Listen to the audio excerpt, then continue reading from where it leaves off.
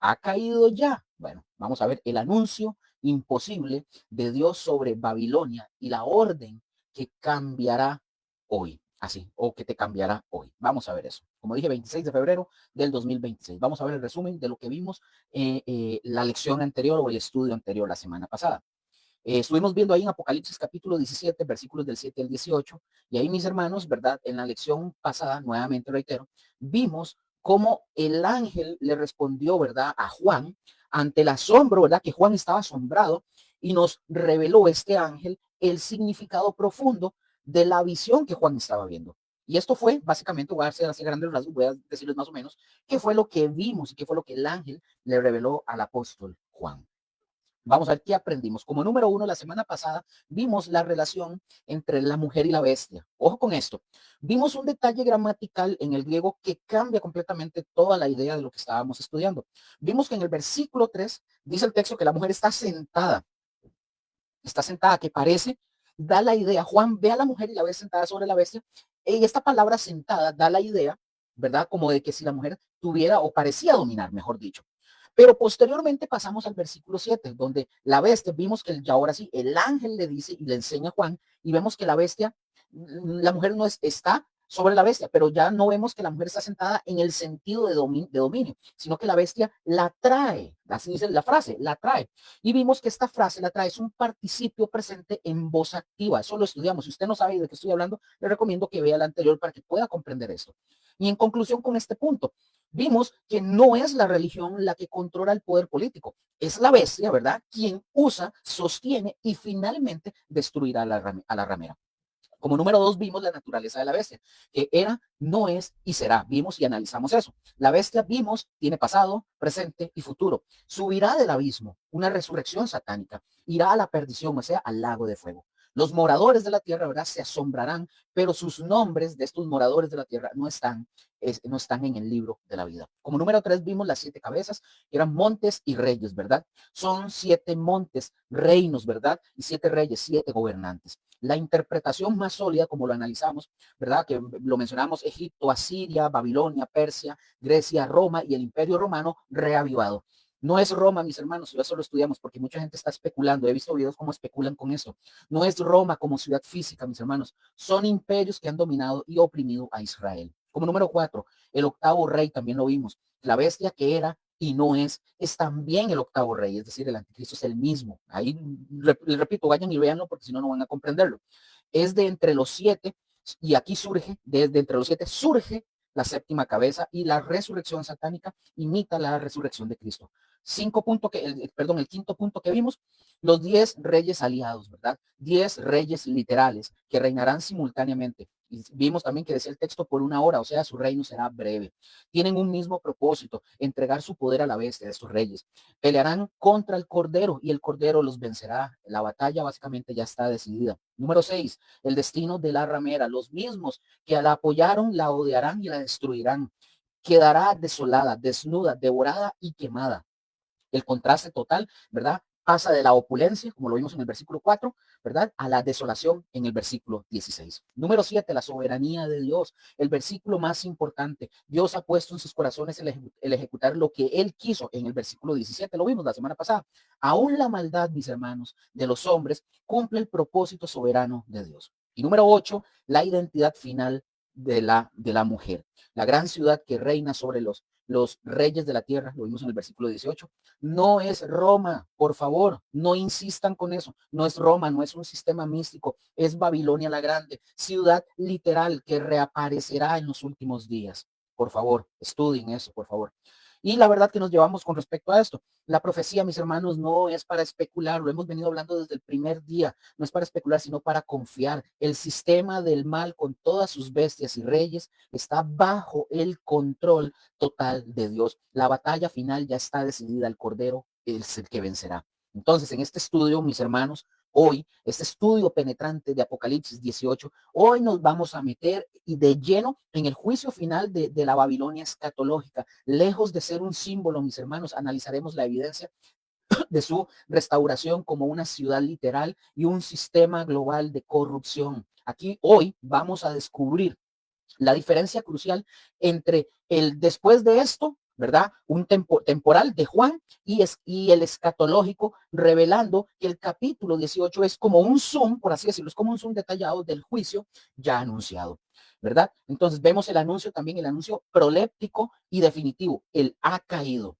que Dios proclama como un hecho ya consumado, demostrando su soberanía absoluta sobre el futuro. Vamos a ver también, mis hermanos, el análisis gramatical profundo del llamado salit, ¿verdad? Que es del griego exeltate, ¿verdad? Exeltate, donde el aoristo imperativo nos grita una acción inmediata y las cláusulas que son subordinadas con aoristo subjuntivo, ¿verdad? Negativo, nos ordenan no iniciar, ¿verdad? Participación ni recepción del juicio. Y vamos a ver también la aplicación existencial y urgente para todo creyente. La separación radical, mis hermanos, del sistema del mundo, es decir, Babilonia, no es una sugerencia, sino una orden de supervivencia espiritual. Entonces, vamos iniciando. Según el Apocalipsis, mis hermanos, Babilonia no es un sistema místico ni una alegoría del mal que ha existido en el mundo de forma abstracta. No, es más bien una ciudad concreta que por muchos siglos se opuso a Dios y que en los tiempos escatológicos esta ciudad resurgirá y se convertirá de nuevo en un centro de actividades contrarias a Cristo y a las Escrituras. El capítulo 17, mis hermanos, pone de manifiesto, ¿verdad? El juicio de Dios contra Babilonia, llamada la Gran Ramera. Y el texto es claro al afirmar que se trata de la ciudad de Babilonia junto al río Éufrates. No es una entidad espiritual o simbólica sin una ubicación geográfica. Esta ciudad, Babilonia, literal, existirá en los días de la bestia, es decir, en el tiempo del anticristo y de la confederación de 10 reyes que entregarán estos 10 reyes su autoridad y poder a la bestia. La figura, mis hermanos, de la mujer sentada sobre muchas aguas en Apocalipsis 17:1 no es un detalle decorativo de la escritura, tiene un significado profético importante. ¿Y cuáles son? Bueno, las muchas aguas, mis hermanos, ya son interpretadas incluso por el mismo ángel en el versículo 15 y él dice que son como pueblos, muchedumbres, naciones y lenguas. Esto nos indica a nosotros, mis hermanos, nos indica a nosotros que Babilonia ejercerá dominio e influencia sobre un número considerable de naciones y pueblos en los días postreros. Su influencia también no será local ni limitada, será global, alcanzando a multitudes, a multitudes de todas las lenguas y naciones. Entonces, en resumen, aquí la afirmación, Babilonia es una ciudad concreta. El significado no es un símbolo místico, es la ciudad literal junto al Éufrates. Resurgirá en los últimos días y el significado, así como Israel reapareció después de siglos, Babilonia volverá. Existirá aquí, ¿verdad? Existirá en los días del anticristo. Entonces coexistirá con la bestia y los 10 reyes.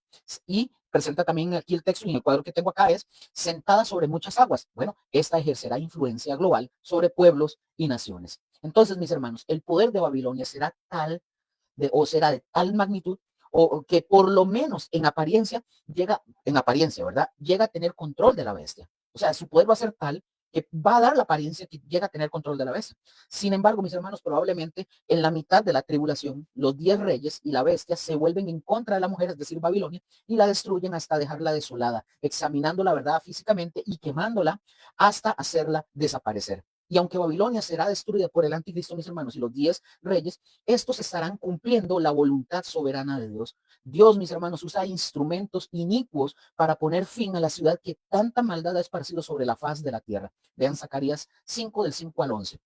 Entonces, mis hermanos, con esto que acabo de mencionar, aquí terminamos el capítulo 17 y vamos a entrar de lleno en el capítulo 18. Ahora, pongan atención a lo que estamos aprendiendo. Los capítulos 17 y 18 del Apocalipsis tratan el mismo tema, el juicio y la destrucción final de Babilonia. Aquí vamos a aprender algo, por favor. Ojo, ambos capítulos identifican a Babilonia como una ciudad, no como un sistema místico o una alegoría sin una ubicación geográfica. No, mis hermanos. El texto sugiere que se trata de una sola Babilonia, no de dos como algunos escritores han propuesto. Es la misma ciudad que a lo largo de ambos capítulos, del 17 y del 18. Tampoco podemos identificar a Babilonia con la ciudad de Roma. No, por una razón muy simple y sencilla. Roma nunca fue una gran ciudad comercial. El comercio global que describe Apocalipsis 18 no encaja con la Roma antigua, no lo hace. La profecía bíblica ya había anunciado la destrucción total de Babilonia en pasajes como Isaías 47 y Jeremías 50 y 51. Pero aquí hay un detalle crucial. Ojo, esas profecías aún no se han cumplido de la manera como las escrituras lo describen. Es decir, la caída de Babilonia ante los medos y persas fue gradual, no repentina. La ciudad no fue destruida en un solo día, como lo dice Apocalipsis 18, y nunca quedó habitación de demonios de forma permanente. Por lo tanto, mis hermanos, lo que vamos a ver aquí en el capítulo 18 no es un evento ya ocurrido, sino una profecía que espera su cumplimiento final en los últimos días. Entonces, el cumplimiento, mis hermanos, tendrá lugar en los postreros días, ¿verdad? Tal como se describe en Apocalipsis 18. Babilonia será juzgada por la mano de Dios, o sea, la ruina de Babilonia será total y perpetua. La memoria de Babilonia será completamente borrada de la historia por intervención divina.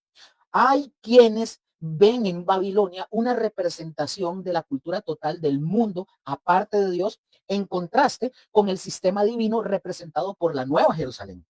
Hay incluso quienes ven en Babilonia una representación, como dije, de la cultura total del mundo, aparte de Dios, en contraste, como y estoy repitiendo, en contraste con el sistema divino representado por la Nueva Jerusalén. Entonces, mis hermanos, pero esta interpretación que acabo de mencionar pero esta interpretación tiene un problema seriamente grave.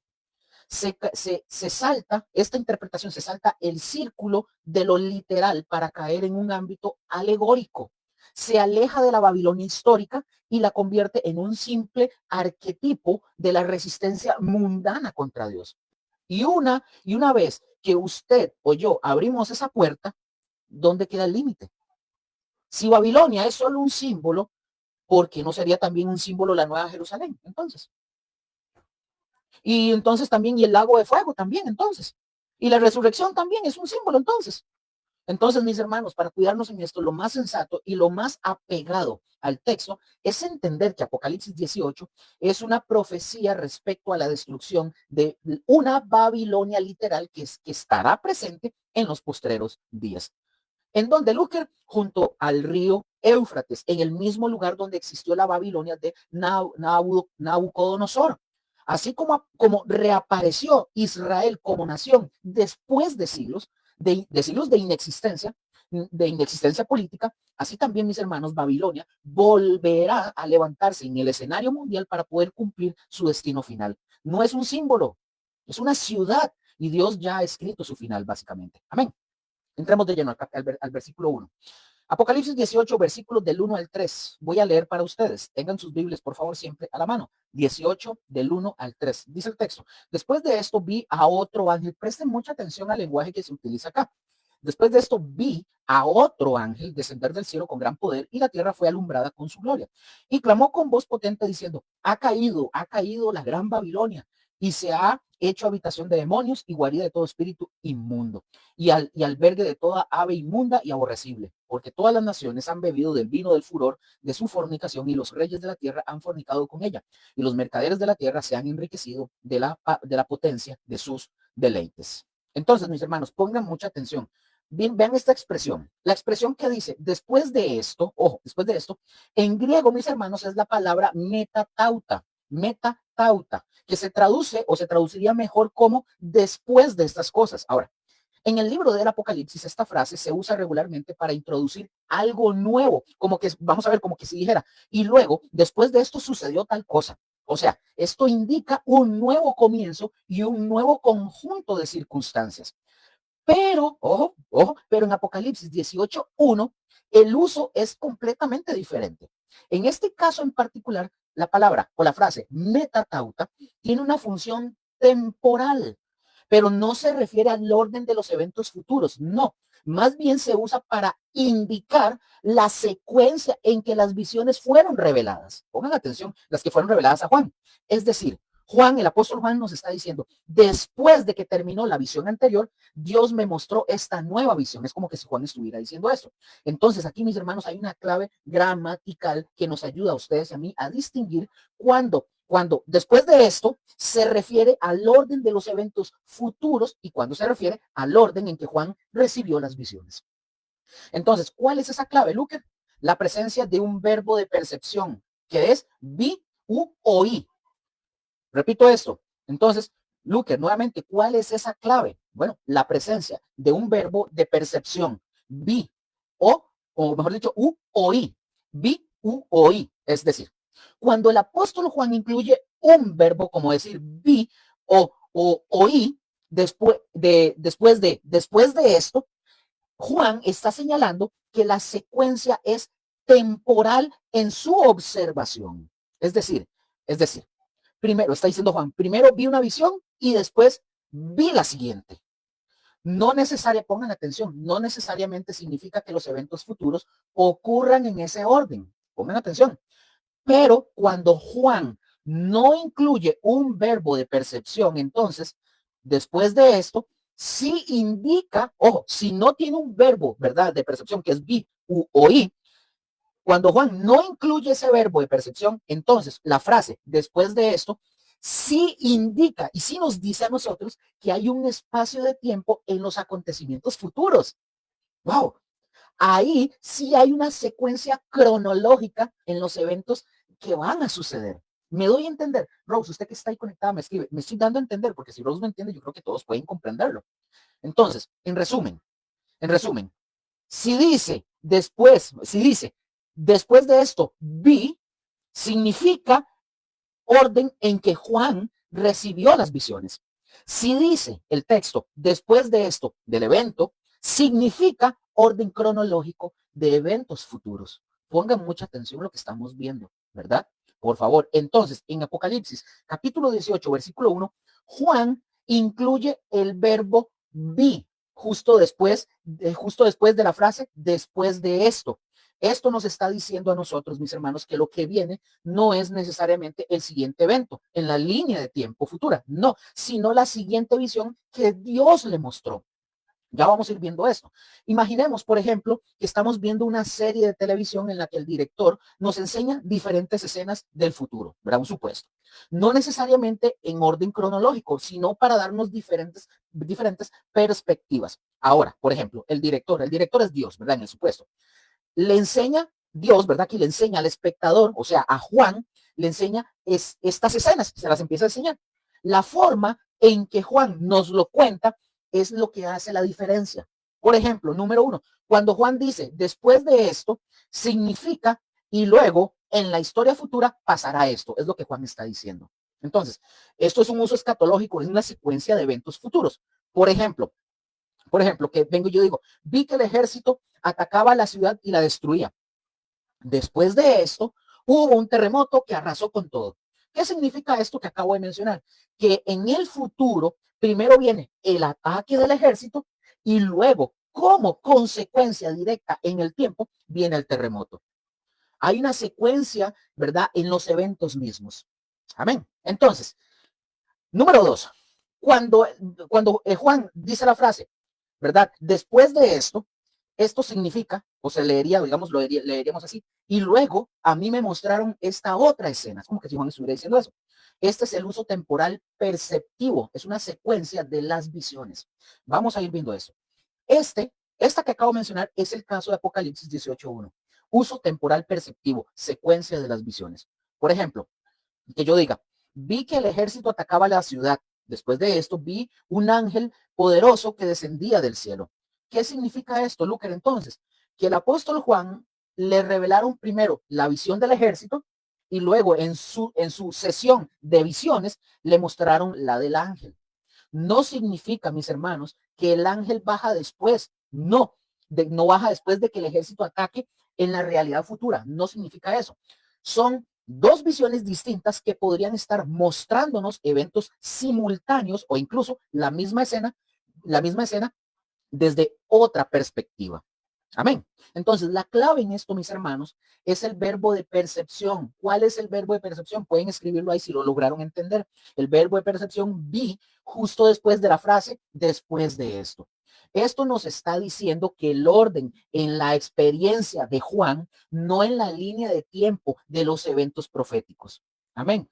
Esto es aplicado a Apocalipsis 18:1. El versículo dice, después de esto vi a otro ángel descender del cielo. La clave gramatical, repito, es la palabra metatauta y le sumamos eidón, que significa vi.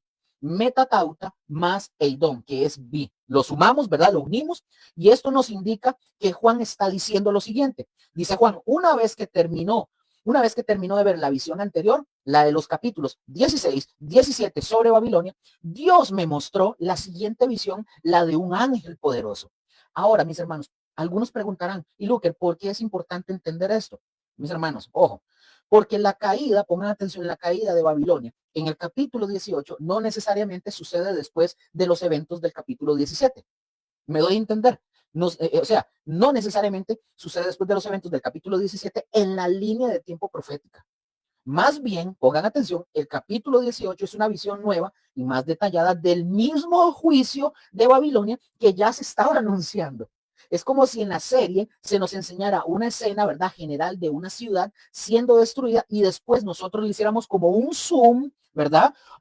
O un espacio o un episodio especial que se centra solo en la ciudad para mostrar, o para darnos, mejor dicho, más detalles. Eso es lo que quiere decir. En resumen, veamos en este cuadro, así para que lo tengan, 4 columnas, 3 filas. Entonces, después de esto, mis hermanos, el tipo después de esto, ¿verdad? Luego viene en la otra columna, secuencia que indica, en la tercera columna, fórmula gramatical, y en la cuarta vamos a ver el ejemplo en la vida real. Ahora, tipo, después de la frase, después de esto. Escatológico, vamos a ver escatológico. Vamos a la segunda columna, escatológico, orden de los eventos futuros. Fórmula gramatical, después de esto, es un evento. En la línea de escatológico, aquí en la línea de escatológico es como ver un documental, como decir, el meteorito impactó. Después de esto, los dinosaurios se extinguieron. Ahora, en la primera columna, en la tercera línea, vemos el temporal, ¿verdad? Estamos viendo el tipo de la frase después de esto. Cuando hablamos ya lo vimos en el tiempo escatológico, ahora lo vamos a ver en el temporal perceptivo. La frase después de esto, ahora en el temporal perceptivo es orden, en la segunda columna, en la tercera línea, es orden en que Juan recibió las visiones. Eso es en la secuencia que indica, ¿verdad? Ahora, la fórmula gramatical es después de esto, vi, oí, eso es una nueva visión.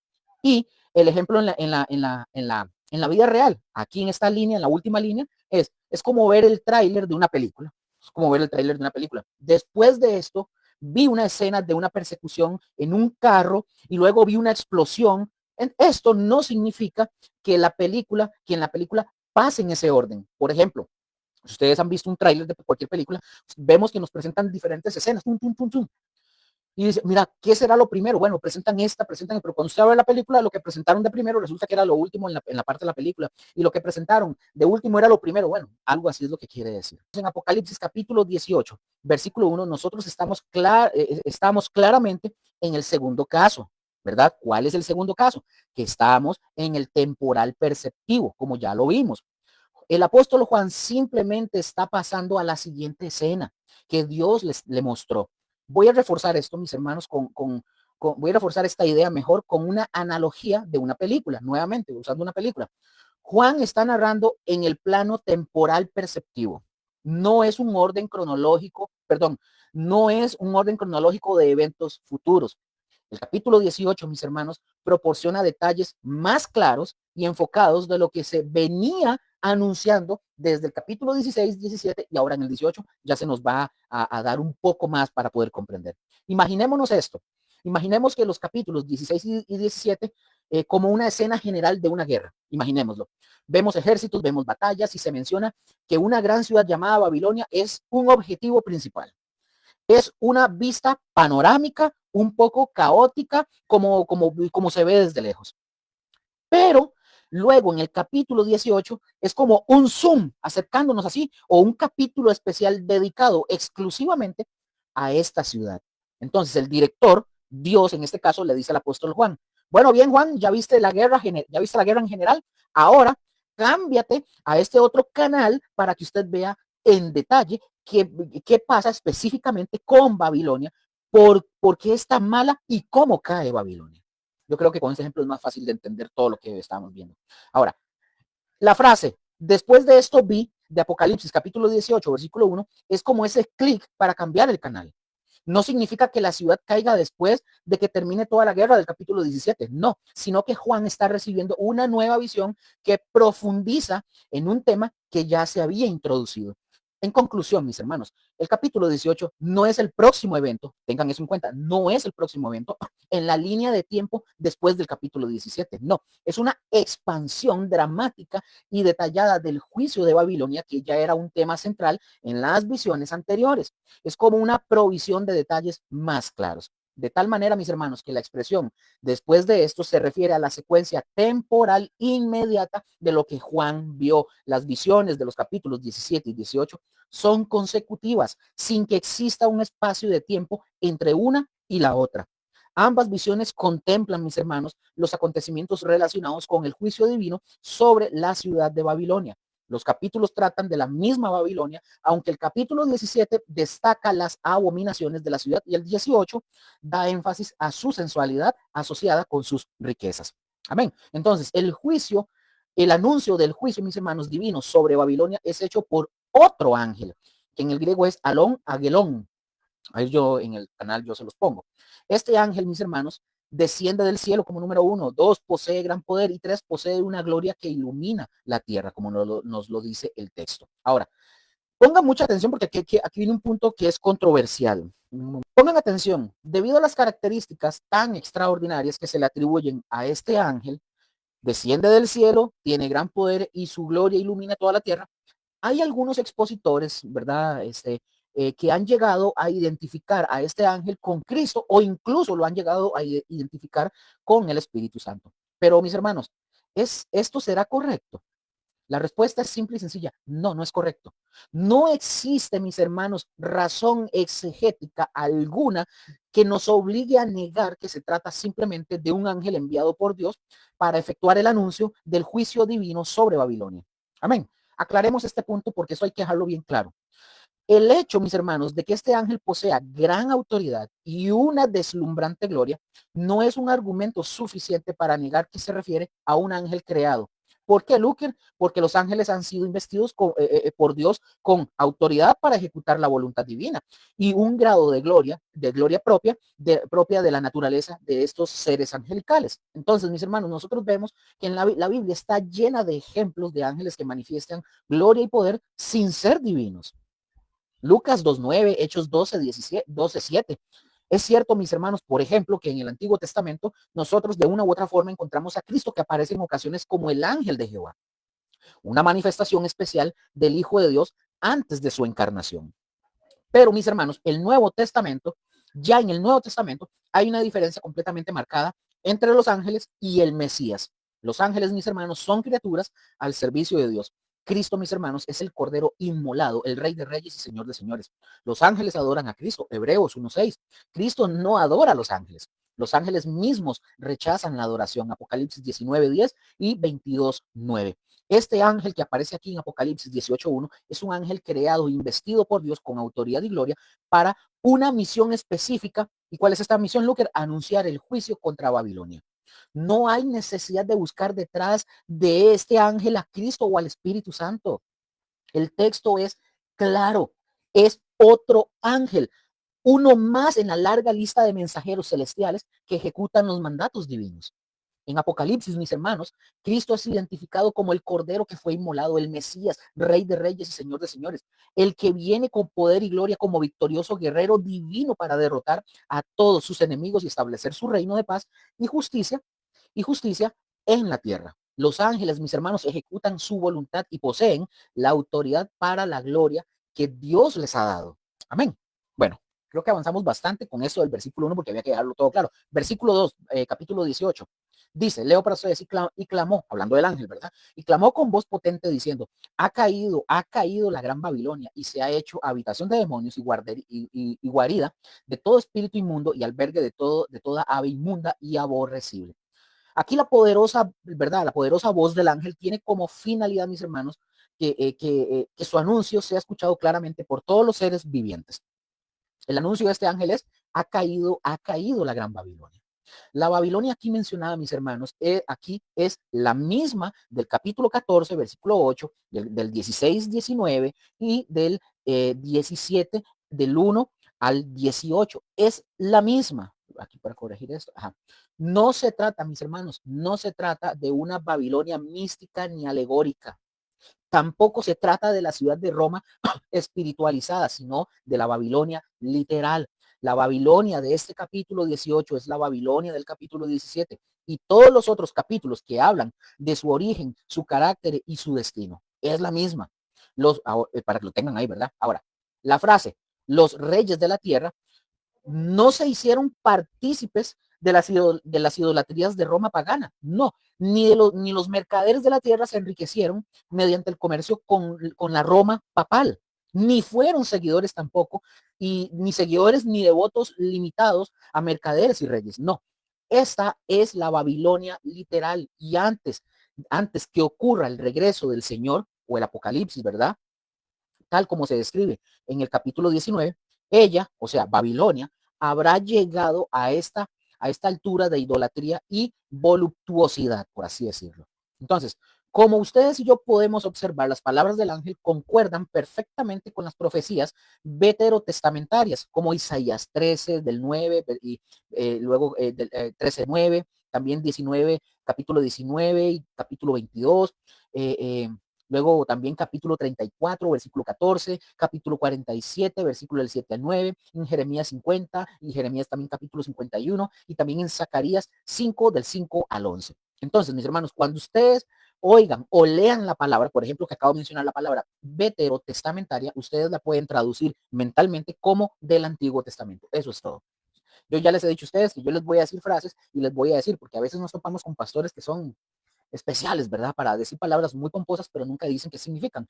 Es como que si ellos le estuvieran hablando a eruditos y a expertos. No, mis hermanos, tienen que explicar porque mucha gente ni siquiera sabe qué significan ciertas cosas y hay que decir qué es. Entonces, cuando ustedes escuchen la frase, perdón, la palabra veterotestamentario o testamentarias, simplemente es del Antiguo Testamento. Es un término, mis hermanos, que usan los pastores y teólogos y los comentaristas para sonar más precisos, pero el significado es el mismo, el Antiguo Testamento. Entonces, mis hermanos, las escrituras, mis hermanos, profetizan que Babilonia será destruida de forma súbita y total. ¿Cómo sabemos esto no ha sucedido todavía? Es precisamente, mis hermanos, lo repentino de la destrucción de Babilonia, ¿verdad? La característica dominante de Apocalipsis capítulo 18. El apóstol Juan escribe de algo que sería futuro en la historia de Babilonia y no de algo que tuvo lugar en el pasado. No, la historia pasada de Babilonia no registra ninguna situación en que esta ciudad hubiera sido destruida súbitamente en un solo día. Por el contrario, mis hermanos, la decadencia pasada de Babilonia ha tenido lugar de una manera gradual. Además, se ha constatado, dicho sea de paso, el hecho de que comunidades árabes han existido dentro de la antigua ciudad de Babilonia durante muchos siglos. Hasta el presente, mis hermanos, Babilonia nunca ha experimentado la destrucción profetizada de ella en el Antiguo Testamento, ¿verdad? Como dice Isaías 47:11 y Isaías también 51:8.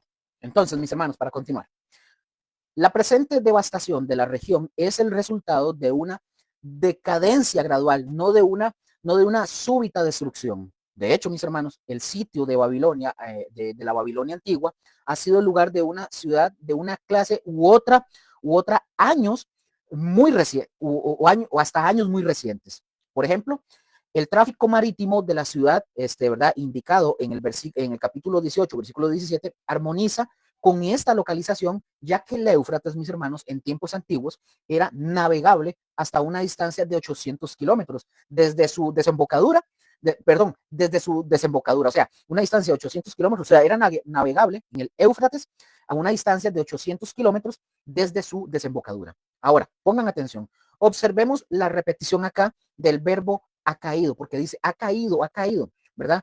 Esta repetición de este verbo ha caído del griego epesen así. Este verbo, mis hermanos, pongan atención, aquí vamos con lo técnico. Este verbo es el aoristo indicativo de pipto del Strong 4098, que significa caer. Ahora, pongan atención. El aoristo acá, ojo, el aoristo contempla el acontecimiento en su totalidad y el modo indicativo sugiere la realidad histórica del mismo evento. Es decir, el anuncio es proléptico, es decir, es anticipatorio o profético, dado por cierto o dando por cierto el hecho de la caída de Babilonia. Ya hemos visto bastante esto, pero siempre se los voy a decir. Entonces, para poder ilustrar esto que estoy mencionando, imaginémonos que estamos viendo un partido de fútbol, que es un partido de fútbol decisivo. Un delantero recibe un pase perfecto y va corriendo y se escapa de la defensa y se tira y hace y tira un bombazo imposible de atajar. La bola va directa, hágase la imagen como los supercampeones, ¿verdad? Va en cámara lenta, dura como 7 sábados para que el gol entre ahí en el marco. La bola va directa y en ese momento exacto, antes de que la bola entre en la red, el comentarista grita con total seguridad, ¡gol! Y la bola no ha llegado, ¡gol! Entonces, esto, mis hermanos, es exactamente lo que está pasando en Apocalipsis 18 con la frase, ha caído Babilonia.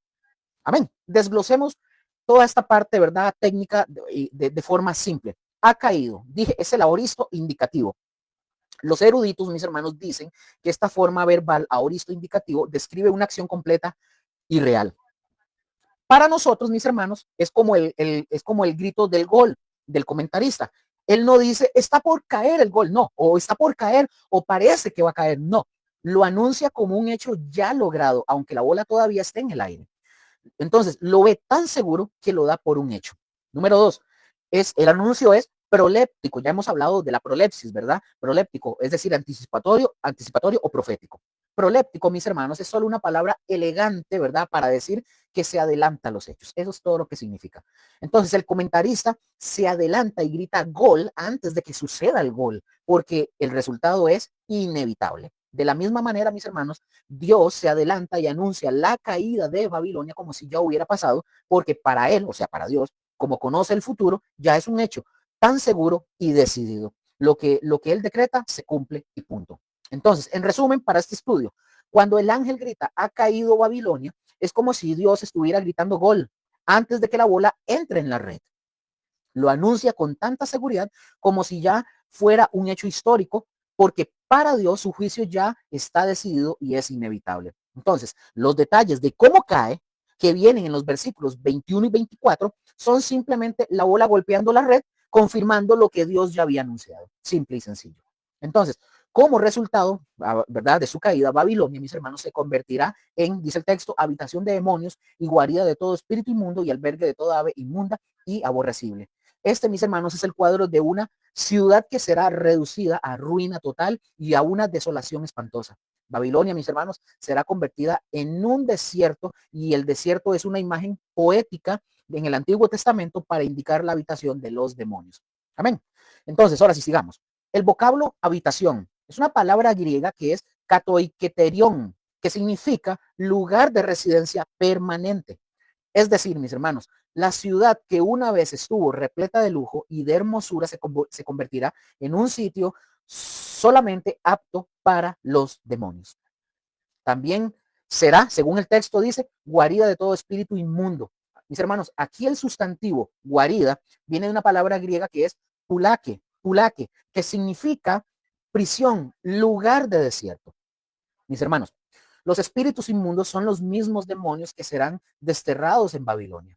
Espíritus inmundos son, claro, sinónimos con los demonios, como lo indica Apocalipsis 16, 13 y 14. Pero la noción de la palabra griega pulaque, prisión, añade la implicación de que están en ese lugar involuntariamente. No es porque quieran. Resumiendo, mis hermanos, la Babilonia de la opulencia, la corrupción, la idolatría y la vanidad se convertirá por juicio divino en un lugar infernal. En contraste, por ejemplo, con Jerusalén, que será hecha cabeza de los montes. En Isaías 2, del 1 al 4. Babilonia, mis hermanos, será hecha un desierto habitado por demonios, mientras que Jerusalén será habitada por los santos en el reino justo del Mesías. Babilonia será habitación de lo inmundo y lo aborrecible. Amén. Versículo 3. Leo para ustedes. Versículo 3.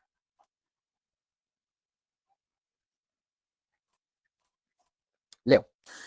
Porque todas las naciones han bebido del vino del furor de su fornicación, y los reyes de la tierra han fornicado con ella, y los mercaderes de la tierra se han enriquecido de la potencia de sus deleites. Este versículo, mis hermanos, nos declara la causa del juicio divino sobre Babilonia. Número 1, dice, porque todas las naciones han bebido del vino del furor de su fornicación. Esa es la misma acusación, mis hermanos, que aparece en Apocalipsis capítulo 14, versículo 8 y en Apocalipsis 17, versículo 2. Observemos que el versículo menciona que la corrupción de Babilonia ha contaminado ¿a quién? A todas las naciones. Del griego pantata etne. Pantata etne. Es decir, mis hermanos, su influencia se ha extendido a los pueblos gentiles quienes se han embriagado con el vino del furor de su fornicación. La inmoralidad de Babilonia, mis hermanos, tanto en lo ético como en lo religioso, ha influido con gran fuerza en las naciones de la tierra. Aquí vemos y encontramos el verbo han bebido, pepocán. Este verbo han bebido, pepocán del griego, es el perfecto indicativo en voz activa de pino, del Strong 4095, que significa beber. Ahora, el tiempo perfecto, mis hermanos, sugiere un hecho consumado con resultados permanentes. Por ejemplo, la contaminación de las naciones de la tierra con la inmoralidad de Babilonia ha sido notoria y las consecuencias serán desastrosas, para que lo tengamos ahí. Ahora, el vocablo fornicación de una palabra griega que es porneias se usa frecuentemente en el Antiguo Testamento con referencia a la apostasía o abandono de las cosas de Dios. Ahora, para poder entender todo esto que estamos hablando, imaginémonos esta escena. Un hombre muy influyente y poderoso, Babilonia, ¿verdad? Reparte una botella de un licor dulce y adictivo y le dice a todo el mundo este hombre, que es Babilonia, ¿verdad? Tomen esto, les dará poder y riqueza, ¿verdad? Como una poción mágica, según ellos, ¿verdad? Mucha gente tentada por la riqueza y por el éxito, beben de esa botella. Lo que esta gente no sabe es que ese licor está envenenado. Ahora, ahora, desglosemos el versículo con esta imagen. Número 1, han bebido. Es un hecho consumado con resultados permanentes. Ojo con esto. Los eruditos dicen que esta frase, han bebido, está en un tiempo verbal llamado perfecto. Este tiempo es clave, mis hermanos. ¿Y qué significa, Luque? Por favor, explíquenos con mucho gusto. Significa, mis hermanos, que la acción ya terminó, pero sus efectos siguen aquí.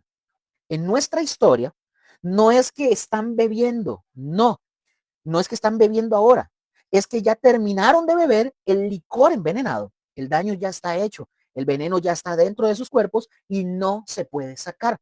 Las consecuencias, la enfermedad, el dolor, son seguras y permanentes. Número 2, el vino de su fornicación no es pecado sexual, es infidelidad a Dios. La palabra, mis hermanos, fornicación aquí puede confundirnos, puede causar confusión. No se trata principalmente de inmoralidad sexual. Ojo, en la Biblia, mis hermanos, esta palabra se usa una y otra vez para describir al pueblo de Dios siendo infiel, cómo se divorciará de él para irse con otro, ¿verdad? Cómo se divorciará el pueblo de Dios para irse con otro. En nuestra historia, el licor envenenado de Babilonia es todo aquello que nos aleja de Dios para depender de otros sistemas. Por ejemplo, el amor al dinero, la adoración al poder, la arrogancia de creer que no necesitamos a Dios, como alguien decía por ahí, yo hago las cosas, yo no pregunto, yo hago cosas, yo trabajo y hago, y de último consulta a Dios. Ay, ay, ay. La arrogancia de creer que eso es de que no necesitamos a Dios y los sistemas corruptos que oprimen a los pobres. En resumen, mis hermanos, Apocalipsis 18:3 nos dice que todos los sistemas humanos corruptos, o sea, Babilonia, le han dado de beber al mundo un vino envenenado. La tentación de abandonar a Dios para buscar el poder y la riqueza por cualquier medio. Y el versículo, mis hermanos, nos advierte con una palabra muy fuerte. Han bebido. Esto significa, mis hermanos, que el mundo ya se tomó ese veneno. Ya se contaminó con la corrupción, la avaricia y la idolatría.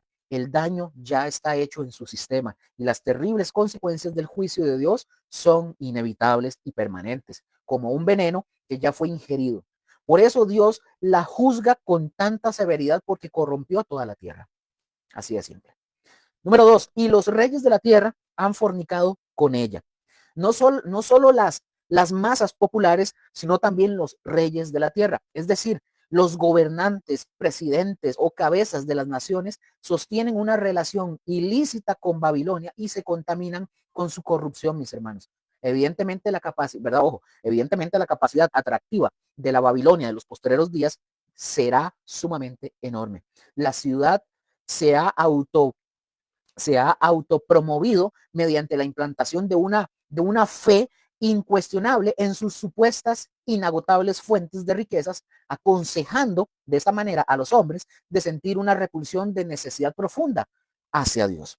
Babilonia, mis hermanos, hará uso de sus cualidades como la gran ramera para atraer y engañar a los reyes de la tierra. Utilizará también, además de esto, sus riquezas y su lujo como instrumentos para atraer a los reyes de la tierra.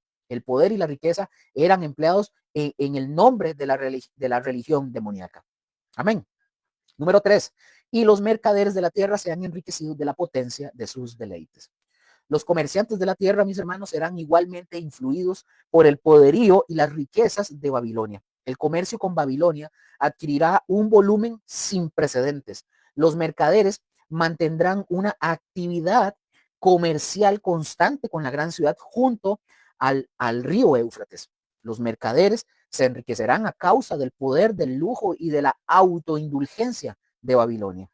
La idea detrás de la frase parece ser que los gobernantes de Babilonia y el pueblo que la compone estarán tan ansiosos de la posesión de artículos de lujo y de la mercadería del mundo que los mercaderes de la tierra, mis hermanos, aumentarán el volumen de sus ganancias hasta los límites insólitos. Así como usted lo oye.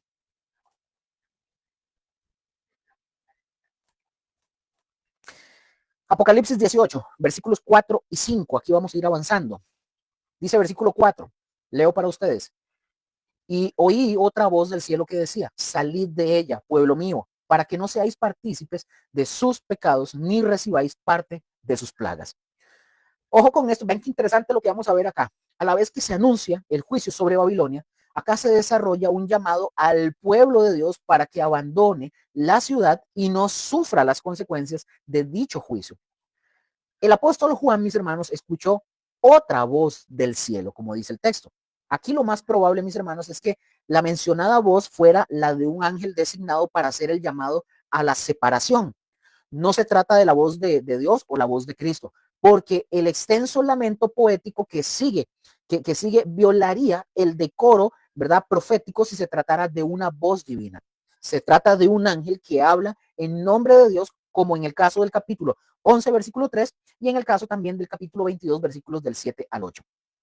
Aquí viene algo muy interesante. Para los que lo están viendo, presten mucha atención. Aquí vamos a aprender algo muy interesante. El verbo de la palabra salid, del griego exeltate, es el aoristo imperativo en voz activa de una palabra griega que es exerkomai, del Strong 1831, que significa salir o partir, ¿verdad? De moverse, ¿verdad? El aoristo imperativo, mis hermanos, es un mandato que requiere una acción urgente.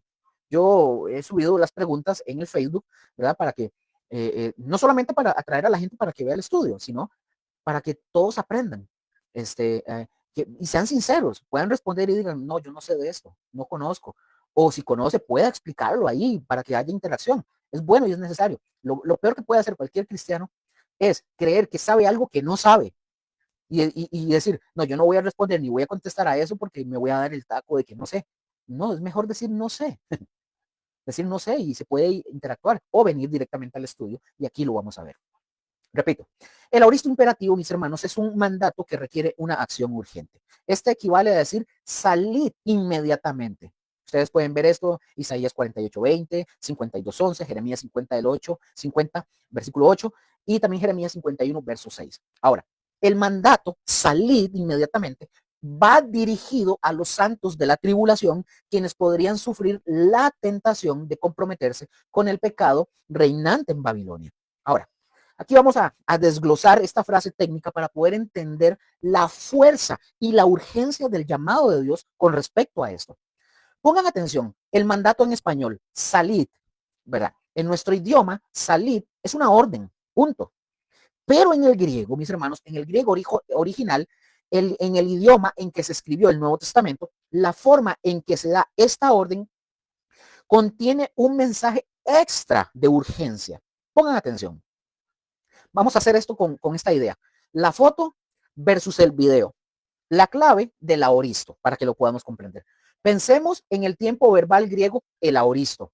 no como un video. El auristo no es como un video de una acción extendida, sino más bien como una foto, como así como dando un golpe, el auristo hace ahí como en ese, así, sino como una foto. El auristo no como un video de una acción extendida, sino como una foto o un punto decisivo.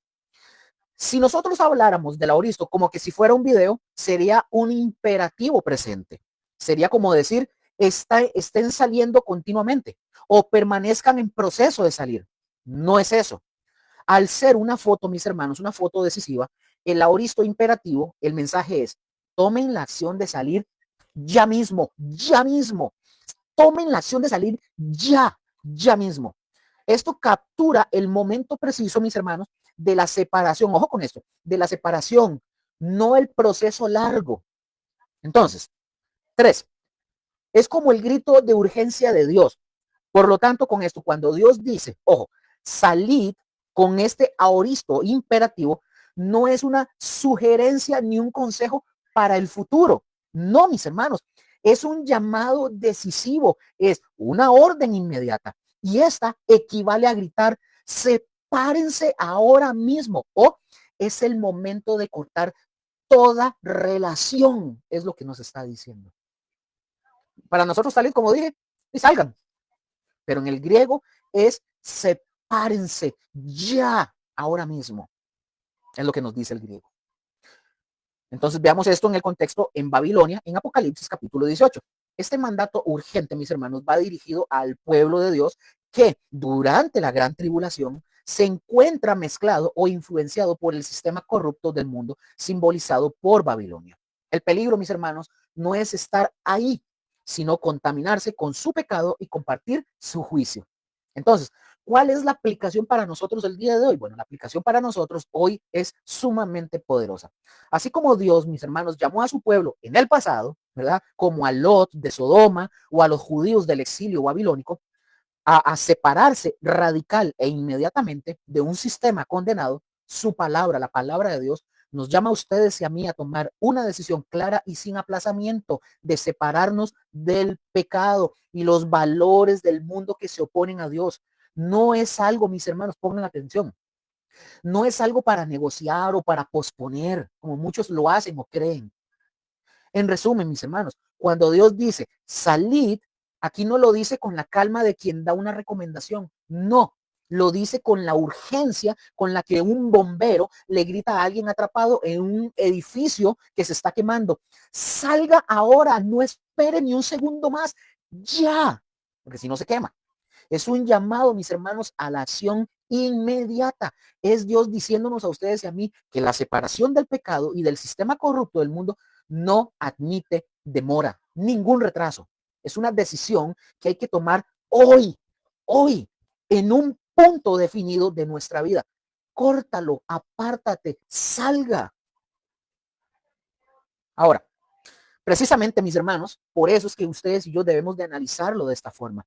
Esto no es para ser eruditos. Quiero que entiendan algo. Esto no es para que ustedes y yo seamos eruditos. No buscamos eso, sino para escuchar el tono de voz de Dios y que su mandato nos alcance con toda su fuerza. Quizás para algunos de ustedes lleguen y se pregunten, algunos, o me puedan preguntar, pero ¿para qué Luker nos habla del griego y de los tiempos verbales y de aoristo y toda esta vaina? Mis hermanos, no es para complicarle a usted la vida, es para sentir el impacto real. Es lo que se le llama en hermenéutica. Nosotros cuando estudiamos hermenéutica, a esto se le llama el estudio en hermenéutica, es de estudio de manera existencial. Y acá puede surgir el peligro de saltarse el análisis. Si ustedes y yo, mis hermanos, no hacemos este trabajo, el mensaje se vuelve débil. Por eso en hermenéutica nosotros estudiamos, cuando estudiamos muchas cosas para estudiar la parte gramatical también. Hacer el análisis gramatical profundo también, ser como detectives.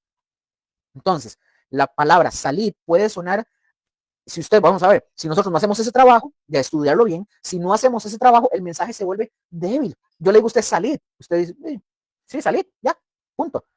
Entonces, este salir puede sonar a un simple, bueno, vayan cambiando poquito a poco, cuando ustedes puedan. tranquilidad, siga hablando mal, siga escribiendo tonterías en redes sociales, siga siendo así, queriendo ser buena onda, ¿verdad? O sea, yo hablo vulgar y no importa, pero soy cool porque la gente, no, porque así se interpretaría. Vayan cambiando poco a poco cuando puedan. Y si hacemos eso, mis hermanos, perdemos la urgencia y la radicalidad del llamado de Dios. La hermenéutica correcta, mis hermanos, nos protege de inventar interpretaciones cómodas que nos confronten. Por ejemplo, mis hermanos, es como cuando, bueno, aquí ustedes pueden ir a mi canal, ahí está el curso, tengo hermenéutica 1, hermenéutica 2, ustedes pueden ir a subir ahí, posteriormente iré subiendo otras, pero del hermenéutica 3 y 4 ahí vamos, pero para que ustedes tengan la herramienta y puedan hacer uso de eso. Bueno, ahora, por ejemplo, mis hermanos, es como cuando ustedes y yo recibimos un mensaje de texto por WhatsApp. Nosotros podemos leer las palabras, por ejemplo, podemos leer las palabras que diga, necesito que vengas, pero si junto a las palabras que dice necesito que vengas, que la persona nos envió, que vemos que la persona nos envió 10 mensajes seguidos y luego un audio gritando, nosotros entendemos que no es un simple recordatorio, es una emergencia. Eso es lo que ustedes y yo hacemos al estudiar la gramática. ¿Qué hacemos? Activamos el audio original del mensaje de Dios. Es básicamente lo que hacemos. Descubrimos que Dios no está escribiendo un recordatorio suavecito, así tranquilito, no, sino que nos está gritando con amor urgente. Salga de eso ahora, ya. Entonces, mis hermanos, la pregunta ya deja de ser académica y se vuelve existencial, de vida o de muerte espiritual. Entonces, bueno, entonces aquí surge una pregunta interesante. ¿A qué le estoy haciendo yo caso omiso? ¿A qué me estoy aferrando que Dios me ordena dejar hoy mismo? Porque este mensaje es para mí también. ¿Qué tengo que dejar yo, Luker, hoy mismo? Que estoy dándole y dándole y estoy coqueteando y jugando. ¿Qué tengo que dejar yo? ¿Qué tiene que dejar usted hoy mismo? Esto, mis hermanos, es el objetivo de esta palabra salir de Apocalipsis 18:4. Que resuene en este estudio y nos haga examinarnos, mis hermanos, y decir, Señor, ¿de qué necesito separarme radicalmente para ser totalmente tuyo? Pueden ser amigos, familia, cosas, tele, redes sociales, un montón de cosas pueden ser. Entonces, mis hermanos, el llamado en Apocalipsis 18:4 sugiere una huida literal de una ciudad literal. Pero más allá de esto también está un llamado a esquivar las tramas diseñadas por el sistema del que esa ciudad es la cabeza visible. Es un llamado también a evadir los engaños de la idolatría, la autosuficiencia, la confianza en el lujo y la violencia contra la vida humana. Dios ha llamado a los creyentes de todas las generaciones a una vida de separación del mundo. En los postreros días, mis hermanos, ese llamado será mucho más urgente debido al inminente juicio de Dios. Hechos 7:30 al 31. Amén. Sigamos. La expresión pueblo mío verifica, mis hermanos, el hecho de que el llamado va dirigido a los que han creído en el Mesías en los postreros días y que habitan en Babilonia. Estos serán llamados, mis hermanos, a salir con urgencia de la ciudad que está a punto de ser destruida, así como Lot recibió, ¿verdad? La orden de salir de Sodoma antes de su destrucción. Ustedes lo pueden ver en Génesis 19, del 15 al 22. Aquí nosotros encontramos, por ejemplo, un doble propósito del llamado a abandonar Babilonia. Número uno, para que no seáis partícipes de sus pecados. Pongan atención, aquí el verbo seáis partícipes viene de una palabra griega que es synkoinonesete. Eso decía tontos, son palabras súper elaboradas, ahí se los pongo en el canal. Esta palabra o esta frase es el aoristo subjuntivo de sunkoinoneo del Strong 4790, que significa coparticipar o compartir. El aoristo subjuntivo, mis hermanos, precedido de la negación me, o sea, no, ese me significa no, del Strong 3361, se usa para prohibir el comienzo de una acción. Ahora, esta expresión completa la idea de que los creyentes deben abandonar Babilonia para no iniciar ningún tipo de comunión con el pecado de dicha ciudad. Ahora, vamos a entender la segunda parte del mandato de Dios, que es igual de urgente y decisiva que la primera. Dice, el mandato completo en español es, como ya lo vimos, es salid y no seáis partícipes. Y no seáis partícipes. Ese es el mandato completo en español. Salid y no seáis partícipes. Ojo con esto, mis hermanos, pongan atención. Esto es un llamado de 2 pasos. Ojo con esto. Número 1, acción inmediata, salid, córtala, apártate, como ya lo vimos. 2, prevención absoluta, y no empiecen a compartir, ni se les ocurra mezclarse de nuevo. Ojo con esto. La diferencia clave aquí, no hacer versus no empezar a hacer. Pongan atención porque aquí hay una diferencia clave. Ya les dije los 2 puntos. Recuerden, diferencia clave. No hacer versus no empezar a hacer. En español, mis hermanos, pongan atención. En español, la frase no seáis puede sonar como una prohibición general. Puede sonar como una prohibición general. Pero en el griego es más quirúrgico. Si Dios quisiera decir, no sigan participando, o sea, prohibir una acción en curso, usaría otro tiempo verbal. Pero al usar el aoristo subjuntivo con la negación me, así como suena me, su foco es la línea de salida. Prohíbe cruzar el umbral de dar, o sea, dar el primer paso, iniciar la participación. Veamos esta imagen, ¿verdad? La puerta, hagamos esta imagen como con una puerta cerrada con un candado. Pensemos en esto como una orden de cuarentena espiritual. Dice, salid de la ciudad enferma, por dar un ejemplo. El aoristo imperativo, aquí el aoristo imperativo es la evacuación urgente. 2, que es el que estamos viendo. Y no, es como que se dijera, y no, bajo ninguna circunstancia vuelvan a cruzar la puerta para compartir nada con ella. Este es el aoristo subjuntivo negativo, o sea, bloquear cualquier reingreso. Dios, mis hermanos, con esto no solo nos saca, nos dice, y ni se les ocurra empezar a tratar con eso de nuevo. El contexto, mis hermanos, de Babilonia, aquí vamos a verlo, es una prohibición de prueba. Ojo con esto. El pecado, mis hermanos, de Babilonia, o sea, el sistema del mundo, es atractivo, ofrece poder, placer, comodidad. La tentación, mis hermanos, para el creyente evacuado podría ser, bueno, quizás solo un poquito, o tal vez pueda negociar un poco, ¿verdad? Pueda negociar algo. O que el creyente, ¿verdad? Que esté siendo evacuado en ese momento, venga y diga, bueno, voy a probar solo esta vez y ya, nada más. No, mis hermanos, la gramática de Dios responde a esta tentación con un no rotundo. Es un no al primer coqueteo, al primer vistazo así hacia atrás, como la mujer, como hizo la mujer de Lot. Dios, mis hermanos, no solo nos da la orden de salir con urgencia del pecado. Eso fue el aoristo imperativo. En la misma frase, mis hermanos, ojo con eso. En la misma frase nos da una orden de protección para el futuro. Cuando Dios dice, no seáis partícipes, en el idioma original es como que si nos dijera lo siguiente, es como que si nos dijera, y cuando hayan salido, es como que si Dios dijera, y cuando hayan salido, pongan un candado a la puerta, no empiecen ningún trato, no den el primer paso de vuelta hacia la mezcla, ni siquiera prueben lo más mínimo de su pecado. Eso es lo que Dios nos está diciendo. Es la prohibición divina contra la curiosidad peligrosa y la negación con el mal. Perdón, negociación con el mal. Dios sabe que si ustedes y yo damos ese primer paso de compartir o coparticipar, nos enredaremos de nuevo con el pecado. La aplicación aquí es directa. No basta con salir del pecado o de una mala influencia. Debemos de manera deliberada y decisiva cerrar toda puerta que pueda llevarnos a iniciar nuevamente esa comunión con el pecado. No es, esta frase no sigan, no, es no empiecen. Es una decisión previa tomada hoy de no dar ni el primer paso hacia atrás.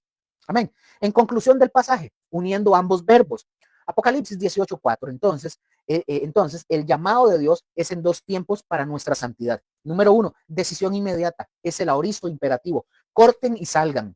Y la número 2, prevención radical, el aoristo subjuntivo con el negativo. Y, y tomen la decisión ahora de nunca, jamás iniciar tratos con eso otra vez. Es lo que nos está diciendo. Es el plan completo de Dios para poder liberarnos, mis hermanos. Nos saca con su poder y nos guarda con su palabra. Entonces, mis hermanos, solamente debemos obedecer el mandato en su total urgencia y radicalidad. Así de simple. El segundo punto, porque habíamos visto un primero antes, ¿verdad? El segundo punto es el segundo propósito, se expresa en la cláusula, ni recibáis parte de sus plagas. Esta cláusula, mis hermanos, depende del anterior y es sumamente enfática en el texto griego debido, ¿verdad?, a la sintaxis y al carácter proléptico de la frase. La sintaxis, mis hermanos, para que ustedes lo sepan, es el orden de las palabras. Eso es todo. Es el orden de las palabras en una oración. En cada idioma, para dar el ejemplo, hay un orden normal para decir las cosas claramente. Por ejemplo, en el español, el orden normal para nosotros es sujeto más verbo más el objeto. Un ejemplo, Dios el sujeto, ama es el verbo, al mundo es el objeto. Ahora, ¿por qué importa el orden? ¿Por qué es que importa el orden de eso que estamos hablando? Porque si nosotros lo cambiamos, el énfasis cambia como, por ejemplo, como subrayar o gritar una palabra. Por ejemplo, por ejemplo, si yo digo, al mundo ama a Dios, suena extraño, pero enfatiza al mundo. En griego, mis hermanos, cambiar el orden no hace la oración incorrecta, pongan atención, sino que le da fuerza especial a la palabra que se pone al principio.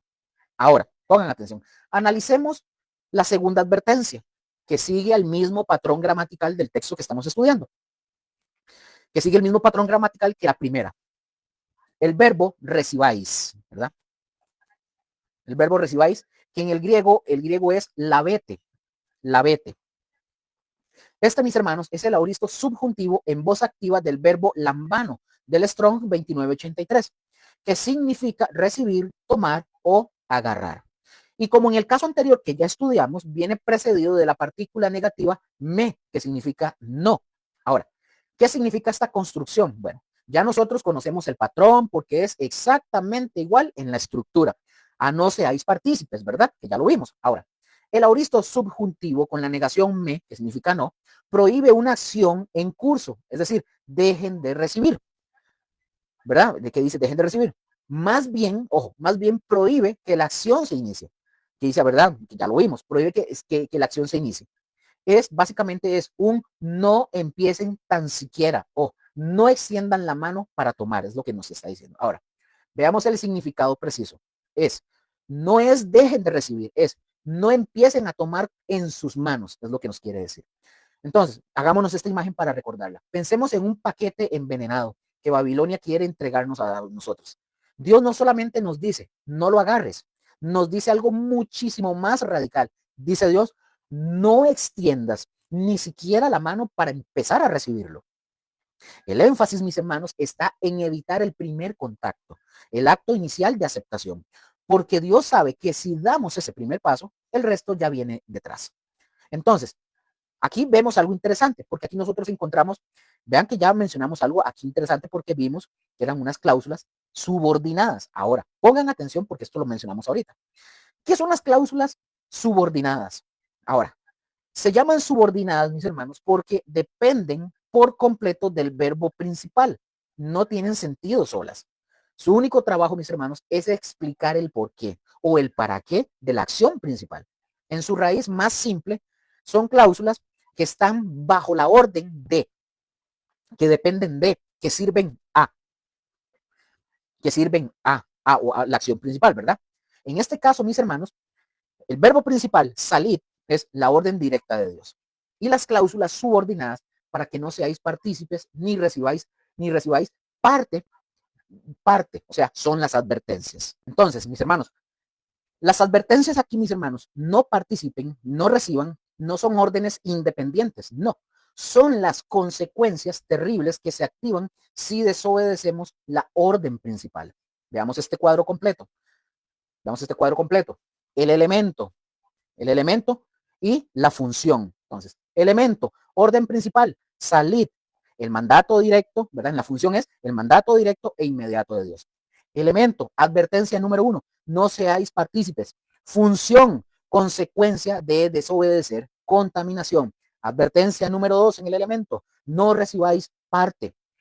Función, consecuencia de desobedecer, de desobedecer es el juicio y la consecuencia. Elemento, ambas dependen. Y la función solo tienen efecto si no se obedece el salid. Ahí se los voy a poner después el cuadro para que lo vean. Mis hermanos, Dios no está dando opciones. Está diciéndonos, salgan, porque si no salen, inevitablemente terminarán participando del pecado y recibiendo las plagas. Entonces, la orden principal de Dios es salgan. ¿Y para qué, Luker? Aquí vienen las dos advertencias o razones. Veamos, la número 1, advertencia número 1, el contagio. Dice, para que no les pase esto, que se contaminen participando en el pecado. Y la advertencia número 2, el castigo. Y para que no les pase esto otro, que les caigan sus plagas del juicio. Entonces, mis hermanos, el llamado divino es, pueblo mío, salid de Babilonia. La proclamación de esa orden tiene dos propósitos: que el pueblo de Dios no comience a coparticipar de los pecados de Babilonia y que el pueblo de Dios no reciba parte alguna de las plagas de la ciudad maldita. Desobedecer, mis hermanos, el mandato de salir de Babilonia al desobediente en las plagas, implicaría al desobediente en las plagas que afectarán a la ciudad y a todo aquel que mantenga comunión con sus pecados. Aunque la caída de Babilonia, mis hermanos, es anunciada como un hecho realizado en Apocalipsis 18:2, cronológicamente tendrá lugar después del llamado a la salida del pueblo de Dios de dicha ciudad, en el 18:4. Ahora, el género literario profético permite, mis hermanos, que se realice ese cambio en la secuencia de los acontecimientos, tal como sucedió en Sodoma, ¿verdad? El éxodo, ¿verdad? Del pueblo de Dios de Babilonia ocurrirá antes que el juicio divino destruya a la gran ramera. Entonces, para terminar, es vital, pongan atención, es vital entender el contexto profético con precisión. El llamado salid de ella, pueblo mío, en Apocalipsis 18:4 se dirige específicamente al pueblo de Dios que se encontrará viviendo en el periodo de la gran tribulación. Ese grupo o este grupo estará compuesto por israelitas creyentes, es decir, como por ejemplo los 144,000 y otros que se convertirán, y por un gran número de gentiles que recibirán a Cristo después del arrebatamiento de la iglesia. Apocalipsis 7, del 9 al 14. La iglesia, mis hermanos, el cuerpo de Cristo compuesto por judíos y gentiles salvados en esa era presente, ¿verdad? En esta era presente, habrá sido ya arrebatada antes de ese periodo, mis hermanos. Primera de Tesalonicenses 4, del 13 al 17 y Apocalipsis 3, 10. Por lo que este mandato, en su sentido histórico, literal, no es dirigido a la iglesia como tal. Sin embargo, mis hermanos, ojo con esto, sin embargo, y aquí viene la poderosa aplicación para ustedes y para mí hoy. El principio espiritual que sustenta este mandato es eterno y es válido para todo el pueblo de Dios de todas las épocas. El llamado es a una separación radical de cualquier sistema, influencia, alianza o estilo de vida que nos contamine con el pecado y nos ponga en peligro de compartir el juicio divino, de compartir el juicio divino. Es un llamado vigente. La Biblia, mis hermanos, la Babilonia espiritual, el sistema, ¿verdad? Mundano de idolatría, inmoralidad, codicia y rebelión contra Dios, existe el día de hoy. El mandato gramaticalmente urgente del auristo imperativo nos grita hoy, ahora, corta hoy mismo con todo esto que te ata al mundo. Y la prohibición, mis hermanos, del auristo subjuntivo negativo nos ordena ni siquiera den el primer paso de vuelta atrás. Por lo tanto, mis hermanos, este pasaje, mientras anuncia el juicio futuro sobre una ciudad literal, nos confronta existencialmente en el presente y nos pregunta, ¿de qué Babilonia en tu vida y en mi vida necesitamos salir inmediatamente? ¿Qué compromisos estamos iniciando que nos llevará a recibir parte de las plagas? Entonces, mis hermanos, que el Espíritu Santo use esta palabra que estuvimos viendo hoy, no para alimentar nuestra curiosidad de saber del Apocalipsis y quién será, no, o nuestra curiosidad profética, sino para producir en ustedes y en mí un quebrantamiento, una decisión de santidad y una urgente dependencia de Cristo, nuestro único refugio seguro contra el juicio venidero. Porque hoy, mis hermanos, hoy esta Babilonia está presente en todas partes. No es solo para los que no es solo para los que señalan la iglesia católica, pongan atención, no es solo para los que dicen, es que es la iglesia católica, no, porque esto está aún en los medios digitales, en las redes sociales, en todo. Ahí nosotros encontramos la Babilonia de todos aquellos que predican y enseñan y dicen, ponga aquí dinero para que tenga 10 veces más del Señor, que te quiere prosperar y ponga aquí no sé qué y todos esos montón de ratas. Es una amenaza constante, mis hermanos, de la cual nos debemos de cuidar todos los que estamos hoy aquí y los que vivan para aquel tiempo. Es un mensaje, mis hermanos, para los que estén en el tiempo de la gran tribulación, que no participen. La segunda parte del texto, ni recibáis parte de sus plagas. O sea, la advertencia está enfocada hacia los santos que están en una posición como se le dio, por ejemplo, a Lot mientras vivía en Sodoma, en un lugar que no debían de estar, en un lugar maduro para la destrucción. Tienen que salir, no tienen que participar de aquello. es apartarse de Babilonia, apartarse del mundo. Ahí está el mensaje claro para ustedes y para nosotros hoy, ¿verdad? Que todavía estamos hoy aquí, ¿verdad? En la tierra. Y el mensaje será también para aquellos que les toque vivir en aquel tiempo, o si va a ser pronto, o va a ser dentro de algunos años, cuando sea, ¿verdad? Que va a ser en aquel tiempo, en la destrucción de Babilonia. Apocalipsis 18, mis hermanos, no es solo la crónica de una ciudad condenada, es la radiografía del fin de toda rebelión humana organizada en contra de Dios. Amén. Hemos visto, mis hermanos, que Babilonia con su lujo, ¿verdad? Comercio y su corrupción representa la culminación de la autosuficiencia humana que excluye a Dios. El ángel, mis hermanos, anuncia su caída con un verbo, ¿verdad? En auristo indicativo, un hecho histórico desde la perspectiva divina. Esto nos enseña, mis hermanos, que el triunfo de Dios no es una probabilidad, es una certeza. Su juicio, aunque parezca tardar, ¿verdad? Es implacable y es total. El llamado salid con urgencia gramatical es la misericordia de Dios abriendo una brecha de escape en medio del juicio. Y esto nos muestra que Dios en su justicia distingue entre su pueblo y el mundo. Y este capítulo, mis hermanos, cierra con una verdad solemne. Los sistemas humanos más brillantes, las economías más poderosas y las culturas más seductoras que se levantan contra el Señor tienen un destino fijo.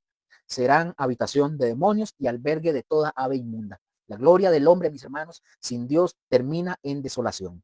Solo lo que se construye sobre Cristo permanece. Por este mensaje, mis hermanos, pero este mensaje de juicio sobre Babilonia es en esencia un espejo y un ultimátum de amor para cada uno de nosotros hoy en este estudio bíblico. Pregunto, ¿es usted parte del pueblo que dice pueblo mío al que Dios llama a salir? ¿O usted es un morador de la tierra embriagado con el vino de Babilonia? La Biblia dice que todos pecaron y todos están destituidos de la gloria de Dios. Romanos 3:23. Por la naturaleza, nosotros nacimos conectados al sistema de Babilonia, amando su gloria, persiguiendo sus placeres y edificando nuestra vida sobre su arena. Eso, mis hermanos, nos pone a ustedes y a mí en la ruta directa de su mismo juicio, de la cual va a pasar Babilonia. El vino del furor de su fornicación, mis hermanos, del que habla el versículo 3, es la intoxicación del pecado que ciega y condena. Sin embargo, mis hermanos, en este mismo capítulo, la condenación, ¿verdad? Brilla, de condenación brilla la luz del evangelio. Salid de ella, pueblo mío.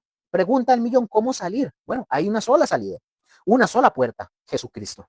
Él, Jesús, en la cruz cargó en sí o sobre sí el juicio que Babilonia y todos nosotros merecíamos. Usted y yo lo merecíamos. Fue desolado por nosotros para que nosotros pudiéramos ser salvos de la desolación eterna. Su resurrección es la prueba de que la muerte y el juicio fueron vencidos. Entonces, mis hermanos, para terminar, hoy esa voz del cielo te habla a ti y me habla a mí. No es demasiado tarde. El llamado es urgente. El auristo imperativo. Decídete hoy, corta con el pecado, salga de la condenación, refugiándose en Cristo Jesús. Arrepiéntase, reconózcalo como su Señor, crea en su sangre, que la sangre del Cordero limpia todo pecado. Él, Jesús te va a salvar y te va a dar la fortaleza para vivir separado del mundo como peregrino en ruta hacia la Nueva Jerusalén. No endurezcas tu corazón, no subestimen la urgencia del salir. Hoy es el día de salvación. Amén. Segunda de Corintios 6:2. Clama al Señor ahora mismo, por favor. No se atrase. Vamos a orar, mis hermanos, para terminar. Gracias para cada uno de ustedes, los que estuvieron muy aquí presentes. Y les recuerdo, la siguiente semana, este próximo jueves 5 de marzo, no tenemos estudio bíblico. Retomamos el siguiente, que si mal no me equivoco, es 12 de marzo. Oremos. Bueno, Padre bendito, gracias. Gracias por tu palabra. Gracias porque tu palabra nos confronta, Señor. Nos hace ver cómo estamos. Nos descubre, nos desnuda, Señor. Gracias por esta palabra poderosa que hoy hemos conocido, Señor. Ayúdanos, Señor, para salir, para escapar, huir corriendo de cualquier cosa, Señor, que sea de pecado, lo que sea, para huir, Señor, de estas plagas, de esta condenación que va a recibir esta Babilonia. Yo no sé qué hay en la vida de mis hermanos, Señor, pero sé que hay en la mía. Ayúdame a mí y a mis hermanos a huir ya, hoy, de esas cosas, Señor. Ya, sin dar tregua a volver a ver atrás, a querer tomar un poquito o llevarnos, no, nada, Señor. Ayúdanos a renunciar, a dejar tirado ya lo que nos está separando de ti. En el nombre de Jesús. Clamo por mis hermanos, mis hermanas, por sus familias, sus hogares, por la salvación, Señor, por familiares, nuestros familiares, por amigos, por vecinos, compañeros de trabajo, de proyectos, de universidad, de todo, Señor, para que tu gracia sea sobre ellos y que también ellos y sus familias puedan huir, correr. Hoy, Señor, es el tiempo del arrepentimiento. Clamo por ellos, por sus vidas, sus corazones. Espíritu Santo, háblales, convénceles en el nombre de Jesús. Te doy gracias por esta noche, por tu palabra, por tu guía y por lo que nos has enseñado. Ayúdanos, Señor, a sostenernos firmemente. En el nombre de Cristo Jesús. Amén. Amén. Bueno, un gusto, mis hermanos. Gracias a todos y cada uno. Para los que lo vean posteriormente, los bendecimos enormemente y los amamos enormemente. El Señor me los continúe bendiciendo. No tenemos estudio la siguiente semana, el 5 de marzo. El Señor me los continúe bendiciendo y regresamos el 12 de marzo. Dios primero. Chao, los amamos. Bendiciones.